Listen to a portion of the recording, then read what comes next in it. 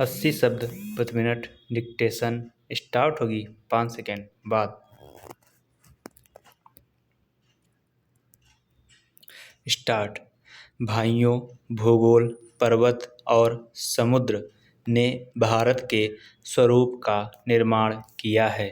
कोई मानव संस्था इसके आकार को बदल नहीं सकती और न ही इसके अंतिम लक्ष्य में बाधक बन सकती है। आर्थिक परिस्थितियों और अंतर्राष्ट्रीय मामलों की लगातार मांगों के कारण भारत की एकता और भी आवश्यक हो गई है। भारत के जिस चित्र को हमने अपने दिलों में संजोया है, वह सदा हमारे दिलों और दिमागों में रहेगा। कांग्रेस समिति गंभीरता से यह विश्वास करती है कि जब वर्तमान भावनाओं की उत्तेजना समाप्त हो जाएगी तो भारत की समस्याओं को उचित परिप्रेक्ष्य में देखा जाएगा और भारत में दो राष्ट्रों के अस्तित्व के झूठे सिद्धांत को समाप्त कर दिया जाएगा और सभी इसका त्याग कर देंगे। सामान्यतः राष्ट्रीयता जातीय, भाषाई अथवा भौगोलिक तत्वों पर आधारित होती है, परंतु इस्लाम का अलग अस्तित्व है जो अन्य धार्मिक वर्गों में मिश्रित नहीं होता। 55 वर्ष की स्वतंत्र धर्मनिरपेक्ष राष्ट्रीयता के बाद आज भी कई जिम्मेदार मुस्लिम नेता दावा करते हैं कि मुसलमान अलग राष्ट्र है।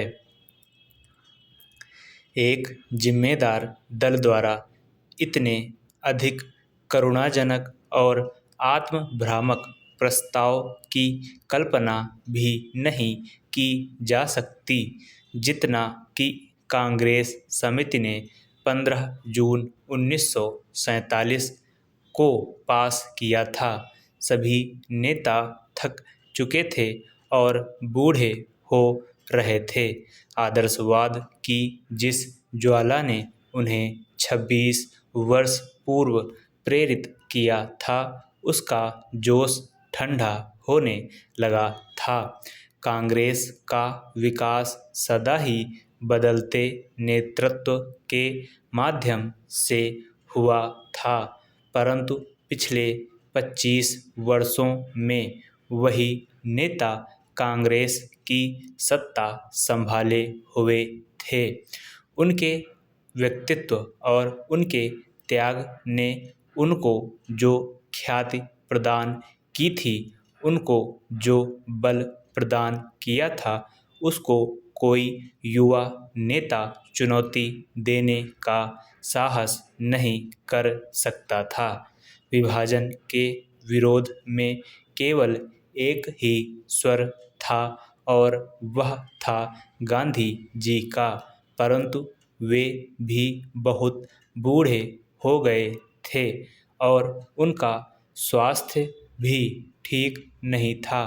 उन्होंने कांग्रेस समिति से प्रस्ताव स्वीकार करने के लिए कहा। यदि वे नई कार्यकारिणी समिति और नई अंतरिम सरकार के लिए एक नेता नहीं चुन सकते, प्रस्ताव को पहले कार्य समिति ने पास किया। गांधी जी से विशेष रूप से प्रार्थना की गई थी कि वे उपस्थित हों और सभा को संबोधित भी करें। लेखक कांग्रेस समिति की बैठक में उपस्थित था। गांधी जी का भाषण स्पष्ट रूप से उनके दुख का द्योतक था।